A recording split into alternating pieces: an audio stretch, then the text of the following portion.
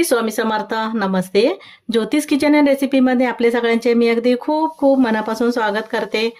आता पावसाळ्याचे दिवस आहेत, तर सगळ्यांना कसं सर्दी खोकल्याचा त्रास होतो. त्यासाठी मस्त असं एक ज्योतिष किचन अँड रेसिपीमध्ये असे रेसिपी बनते आहे.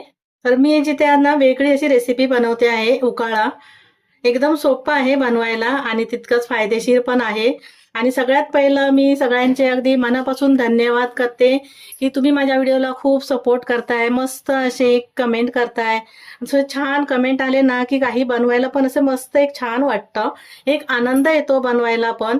असे तुम्ही सपोर्ट करा मला आणि माझ्यासोबत राहा. चला तर आपण आता रेसिपीला सुरुवात करूया. उकाळा बनवायसाठी ते मी एक भांडा ठेवलाय, गॅसवर टोप ठेवलाय आणि त्यामध्ये 1 वाटीभर मी हे पाणी घालून घेते.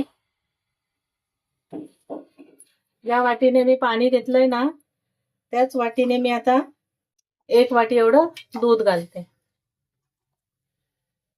गॅस मध्यम करते आणि दुधाला उकळी काढून घेते. इथे आता दुधाला छान अशी उकळी आली आहे. पहिलं उकळू द्यायचं थोडंसं. त्यामध्ये मी थोडीशी हळद घालते. छोटा चमचा आहे, जास्त मोठा चमचा नाहीये. गॅस कमी करते, एकदम कमी करायचा गॅस. थोडंसं ढवळून घेते मिक्स करून असं. इथे हळद टाकली, गॅस कमी केलाय. आता 3 ते 4 मिनिटं छान असं उकळून घ्यायचं दूध. आहे हळद पण कशी शिजली गेली पाहिजे. आता हे मी दूध उकळून घेते. इथे उकाळा उकळतोय तोपर्यंत मस्त अशी एक वेगळ्या पद्धतीने भजी करूया. गरम गरम खायला मस्त वाटते ना पावसामध्ये. आता हे असंच राहू दे गॅसवर. मध्ये मध्ये थोडंसं असं चमचा फिरून घ्यायचा.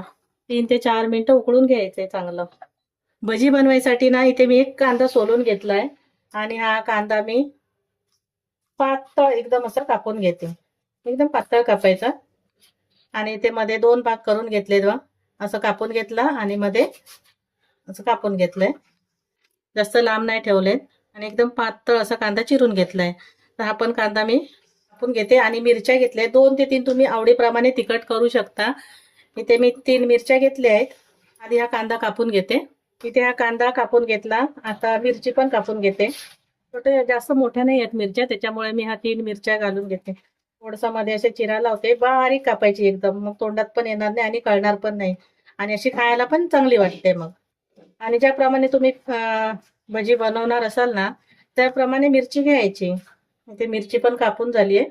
भांड्यामध्ये मी काढून घेते. इथे भांडा घेतलंय, मध्ये कांदा आणि मिरची, थोडंसं मीठ घालून घेते. मिठामुळे कसं हे कांद्याला पाणी सुटेल आणि मिक्स करून घेते. वेगळी अशी रेसिपी आहे, भजी आहे, ती नक्की करून बघा, छान होतात. ज्यांना बेसनचा त्रास होतो बेसन खाल्ल्यावर, तर बेसन न वापरता मी मस्त अशी भजी करते. तर व्हिडिओ फुल वॉच करा. आणि ते मीठ घातलं आणि व्यवस्थित असं मिक्स करून घेतलं. थोडं 5 मिनिटं ठेवते. तोपर्यंत उकाळा ठेवलाय बघूया, दिसतंय तिथे. इथे आता उकाळा पण 3-4 मिनिटं असं उकळून घेतलंय. घालायचं त्याच्यामध्ये चहाचा मसाला, जास्त पण नाही घालायचं, जेवढं बनवणार असेल त्याप्रमाणे. आणि साखर 1 चमचा भरून घातली आहे. गोड तुम्ही तुमच्या आवडीप्रमाणे घेऊ शकता. आणि हे पण मसाला घातल्यानंतर पण अजून 2-3 मिनिटं छान असं उकळून घ्यायचं. म्हणूनच कदाचित उकाळा नाव पडलं असेल. खूप उकळवायचं, उकळून उकळून घेतो ना, ते 3-4 मिनिटं मी उकळून घेते. इथे आता 3 ते 4 मिनिटं झाली. उकाळा मस्त असा मी हा उकळून घेतलाय. आता याच्यामध्ये मी घालते चारोळी. झटपट होते आणि तितकाच औषधी गुणधर्म असं सर्दी खोकला साठी मस्त असे गरम गरम पियायचा. इथे आपला हा उकाळा तयार झालाय. आता बघूया भजी बनवूया. मी गॅस बंद करते. उकाळा तयार झालाय आणि इथे भजीसाठी मी कांदा कापून मीठ घालून ठेवलेलं. थोडंसं पाणी सुटलंय बघा. मला जास्त बनवायचं असेल ना तर जास्त घ्या. आता याच्यामध्ये बघा मी 1 वाटीभर गव्हाचं पीठ घेते. बेसन वगैरे घेतलं नाहीये. एकदम पौष्टिक अशी भजी पण बनवते. 1 वाटी गव्हाचं पीठ आहे आणि हे 2 चमचे भरून हे तांदळाचं पीठ घेतलंय. थोडीशी कोथिंबीर घालून घेते. गरम भजी मस्त वाटतात ह्या खायला. ह्याच्यावर चटणी पाहिजे तर चटणी पण बनवू शकतो, पण मी आता चटणी नाही करणार आहे. त्याप्रमाणे मीठ घालून घ्यायचंय. कोथिंबीर घालून घेतली. थोडंसं ओवा घेतलाय, हातावर असं चोळून घालते.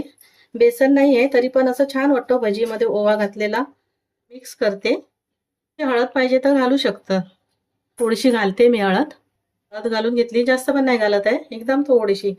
आणि हिरवी मिरचीचा वापर केलाय त्याच्यामुळे बाकी मी काय लाल मसाला मिरची पावडर वगैरे काय घालत नाहीये. ते हातानेच मिक्स करून घेते. कांद्यामध्येच असं मिक्स करून घेते 1-2 मिनिटं. आणि नंतर थोडं थोडं पाणी घालते. आता पण एकदम पाणी घालून नाही ठेवायचंय, थोडं थोडं पाणी घालते आणि हे पीठ मी भिजवून घेते. आता थोडं थोडं पाणी घातलं आणि मी पीठ असं भिजवून घेतलंय. जास्त पातळ पण नाही आहे. 3 मिनिटं असं थोडंसं फेटून घ्यायचं. सोड्याचा पण वापर करणार नाहीये. साधी सोपी रेसिपी, तीच मस्त अशी. असं फेटून घ्यायचं. हे पीठ आपलं भिजून झालंय. भजीचं पीठ मी बनवून घेतलंय.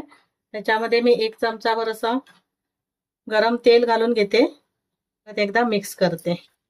कडकडीत असं घालायचं, फार होतं. तुम्ही कडकडीत 1 चमचाभर तेल घालून घ्या. जास्त पीठ असेल तर 2 चमचे घाला.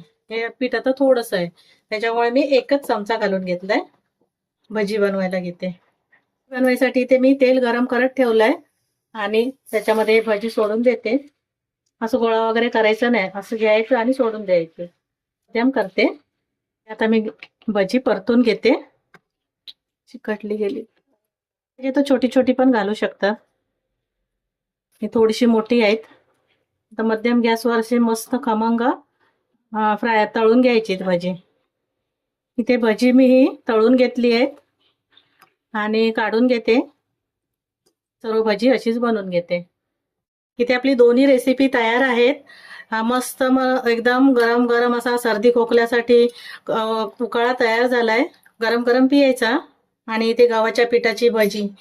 अगर बेसन ना तुमच्याकडे जर बेसन नाही आहे, टेन्शन न घेता तुम्ही गव्हाच्या आणि तांदळाच्या पिठाची भजी बनवून बघा, खूप छान वाटतात. तुम्हाला माझी रेसिपी आवडली असेल तर लाईक करा, शेअर करा, सबस्क्राईब करा. पुन्हा भेटू आपण अशाच एका नवीन रेसिपी सोबत. धन्यवाद. थँक्यू.